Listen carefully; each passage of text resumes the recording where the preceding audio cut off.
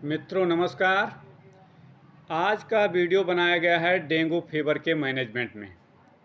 इसके मैनेजमेंट में liquid diet या वाटर का क्या रोल हो सकता है उसके बारे में बताया गया है, क्योंकि आजकल अभी भी देखा गया है कि इसके पेशेंट काफ़ी ज़्यादा मिल रहे हैं और लोग घबरा जा रहे हैं कि इसमें क्या करना चाहिए, डेंगू हो गया तो क्या है। तो इसमें कुछ चीज़ें आपको जाननी चाहिए कि जैसे डेंगू फीवर एक वायरल डिजीज़ है और ये डिजीज़ अपने आप ठीक होती है, अर्थात ये सेल्फ लिमिटिंग डिजीज़ है। इसको कह लीजिए कि संडे टू सैटरडे की डिजीज़ है, एक सप्ताह की बात है।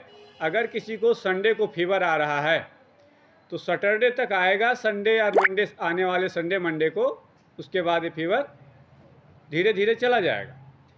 इसके खिलाफ कोई वैक्सीन अभी तक नहीं बनी हुई है और इसकी कोई स्पेसिफिक मेडिसिन भी नहीं है। अगर कोई कहता है कि नहीं हमारे पास डेंगू की मेडिसिन है, ये दे देंगे वो तो ठीक हो जाएगा, ये है रामबाण औषधि है, तो ये झूठ बोल रहा है। ऐसी कोई मेडिसिन अभी तक नहीं आई। इसमें डेंगू फीवर में ये होता है कि जो हमारे शरीर की ब्लड वेसल्स होती हैं, कैपिलरीज होती हैं, उसमें छोटे छोटे छिद्र हो जाते हैं। क्या ये कह लीजिए कि जो ब्लड वेसल्स होती हैं वो पोरस हो जाती हैं। अब जो किसी के अंदर अगर छोटे छोटे छिद्र हो गए हैं तो उसमें से कुछ चीज़ें निकलेंगी। अब हमारे ब्लड के जो कंपोनेंट हैं, चाहे आरबीसी है, डब्ल्यूबीसी है या प्लेटलेट है, उसमें से जिसका साइज कम होगा वो सबसे पहले निकलेगा। तो प्लेटलेट का साइज कम होता है, इसीलिए ब्लड वेसल्स से ये धीरे धीरे निकलना स्टार्ट कर देती है। जैसे प्लेटलेट जब सीबीसी में चेक कराएंगे तो किसी का 175 आएगा, फिर अगले दिन 150 हो जाता है, फिर अगले दिन 100 हो जाएगा, फिर अगले दिन 75 हो जाएगा, फिर 50 पे आ जाएगा।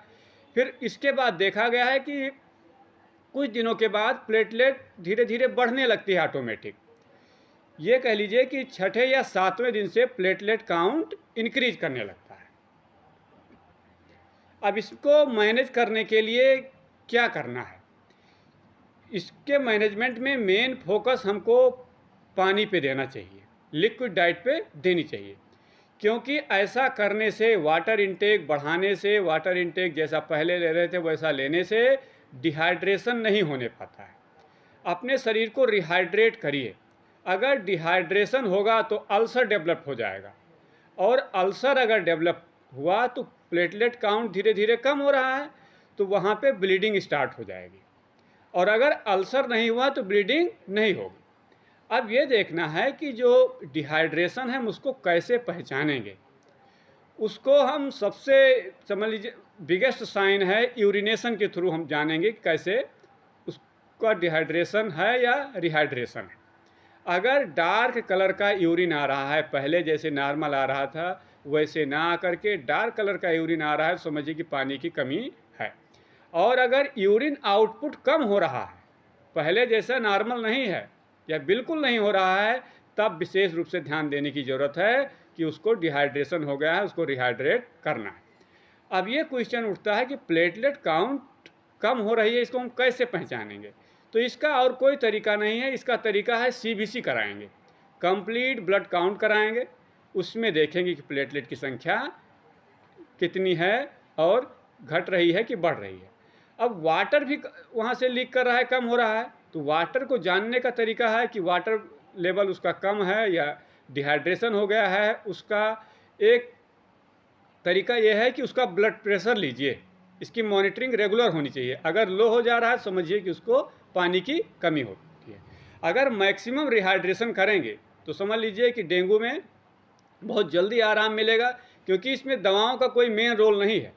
अगर आप एंटीपायरेटिक ले रहे हैं तो वो आपको रिलीफ देगा, बुखार थोड़ा कम हो जाएगा, लेकिन जो दर्द बना हुआ है वो बिल्कुल नहीं जाएगा, वो धीरे धीरे अपने आप जानी है, क्योंकि पेन किलर आप इसमें ले नहीं सकते हैं।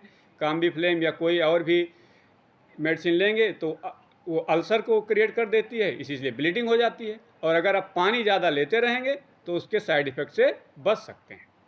अगर कोई अल्सर नहीं होगा तो कोई ब्लीडिंग भी नहीं होगी, प्लेटलेट काउंट चाहे जितना कम हो जाए। अब प्रकृति ने हमको बना रखा है कि दे रखा है कि इसमें नारियल का पानी पीना चाहिए।